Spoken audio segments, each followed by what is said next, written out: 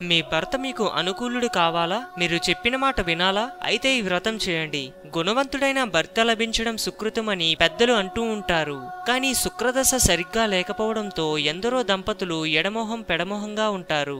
అలా మీవారు కూడా మీరు చెప్పిన మాటలు వినకుండా తానేంటో తన పనేంటో చేసుకుంటూ నిర్లక్ష్యంగా వ్యవహరిస్తున్నారా? అయితే పువ్వుల తాంబూలాల నోమును ఆచరించండి అంటున్నారు పండితులు. కథ: పూర్వం ఒక పండితునికి లేకలేక ఒక కూతురు కలిగింది.